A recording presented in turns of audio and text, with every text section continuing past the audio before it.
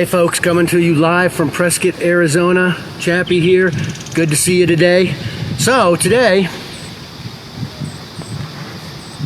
I brought with me my most trusted sidearm, and this little Bible here I got in my first duty station in Germany, and it has gone with me my entire career. I mean, this little Bible has seen 4 combat deployments. It has done a memorial service at the grave site of St. George S. Patton. It has done many services on the beaches of Normandy and all throughout Europe at World War II sites. It has been a trusty companion, and a little bit about that. So, folks, in August of 1990, I was headed to my first duty station.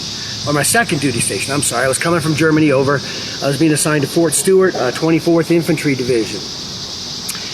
And as I'm pulling onto post that day to report in, I'm driving by the motor pools, all the tracked vehicles, the tanks, the Bradleys, and there was something unique about the armor at Fort Stewart. Well, all the vehicles for that matter.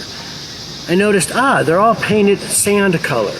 I was like, well, that's interesting. I wonder why that is. Well, I found out pretty quick as I got signed in and started in processing. The NCO in charge of the in-processing center came in and said, hey, listen, folks, we've just received our warno that the division's going to be deploying to Saudi Arabia. And as you know, Kuwait had been invaded by Saddam Hussein, and they were going to set up a defensive line in Saudi Arabia. And to lead was going to be the 24th Infantry Division up on the front there. So we went through the prep. We finally got into country late August of 90, and I tell you what, it was quite a culture shock. I mean, we were sitting there in the sweltering heat, trying to just we'll get used to it for one thing, acclimate to it. And we had to wait for about 7 days for all of our stuff to get from the boats onto the shore there and get to us so that we can move out to our positions. So that's about second night in. I'm sitting there. I'm a young NCO. I had just become a sergeant in 2 months before that. And here I am showing up to this duty station. I'm now a new assistant squad leader and a lot of responsibility. And I was also thinking, the way that the press even back then was painting the picture, the Iraqi army was the best in the world, and we were doomed. That's the way they painted the picture. It was pretty sad that they don't look highly upon our soldiers or our country.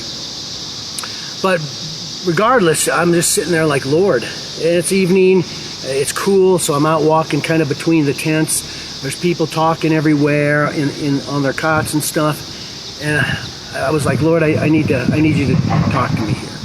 I mean, I'm not afraid, but I'm just a little bit anxious about all this. I need you to speak to me.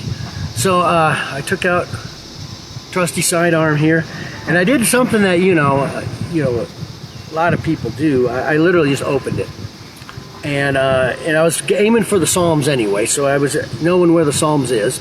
I was able to hit it pretty exactly, and the psalm that I ended up on was Psalm 91. Let me read a few verses from this. He who dwells in the shelter of the Most High will rest in the shadow of the Almighty. I will say of the Lord, He is my refuge and my fortress, my God in whom I trust. Surely He will save you from the fowler's snare and from the deadly pestilence. He will cover you with His feathers, and under His wings you will find refuge. His faithfulness will be your shield and your rampart. Folks, that spoke to me that night. That really did. Actually, after reading that night, I had a peace that I could not understand, I could not explain. But from that point on, for the rest of our deployment over there in the war, I was at peace. I knew the good Lord was with me. I knew that He was with me every step of the way, that He had my back. And it's an amazing feeling. I was able to focus on what I was supposed to do, be a soldier, and defend our country, defend the liberties, and of course, we liberated Kuwait. That was the main goal. and we defeated evil. We just stomped them. I mean, that was a 100-hour war. We crushed what the news said would be one of the hardest battles in our history of our nation. So, folks, on the spiritual level, folks, you might be nervous, anxious, scared. There might be fear about something you need to do, whether it's go out and spread the gospel, whether it's something at work, whether it is things that are going around in this world around us. It may have you paralyzed with fear. Folks, God's with you. Open up the Bible, turn to Psalm 91 and read his promise to you. Read what the good Lord says to you. Absorb it. And you're going to have a peace, folks. You are going to have a peace that passes all understanding. He's got your back. He's with you every step of the way. Do not fear evil, folks. God's already won the battle. It's already been won. Now we just need to move forward and do what we're supposed to do. We're supposed to be lights to everybody around us. We're supposed to witness to everybody around us. We're supposed to reach out and show the world Jesus Christ, folks. All right.